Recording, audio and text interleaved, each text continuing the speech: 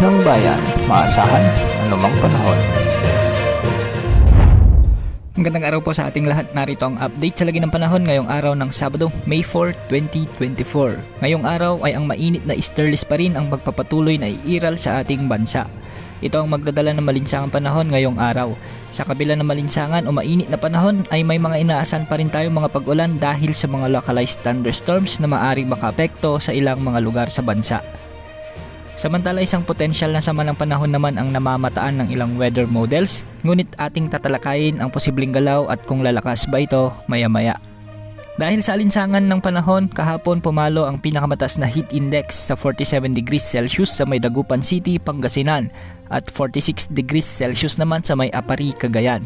Ngayong araw, posibleng pumalo muli sa 47 degrees Celsius ang pinakamataas na heat index sa may Dagupan City, Pangasinan at 46 degrees Celsius pa rin sa Apari, Cagayan.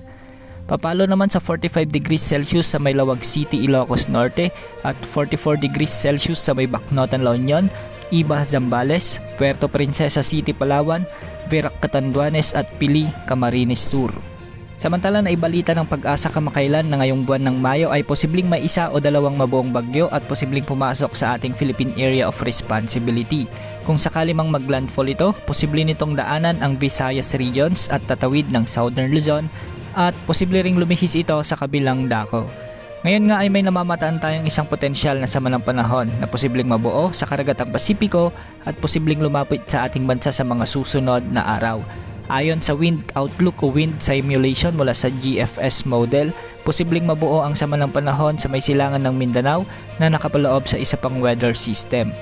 Posibleng maging low pressure area ito pagsapit ng Miyerkules o Huwebes sa susunod na linggo at posibleng unti-unting lalakas bilang mahinang bagyo sa mga susunod na araw.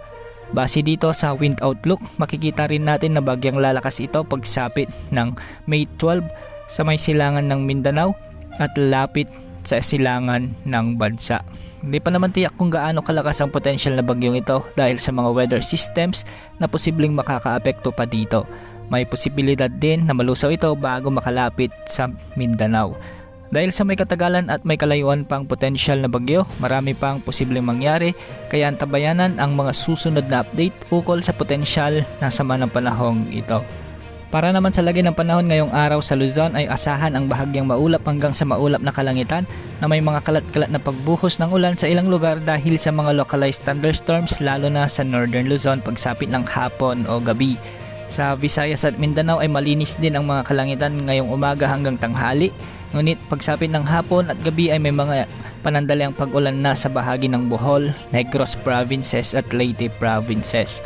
Samantalang may mga kalakasan naman ng mga pag-ulan sa maraming lugar sa Mindanao lalo na sa Soc-Sargen Region, Davao Region at Zamboanga Peninsula at dahil ito sa paglapit ng isang cloud cluster o isang tropical wave.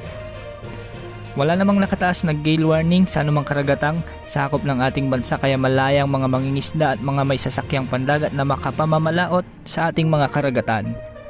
Yan ang update sa lagi ng ating panahon. Ito po ang weather update ng bayan. Maasahan ang anumang panahon.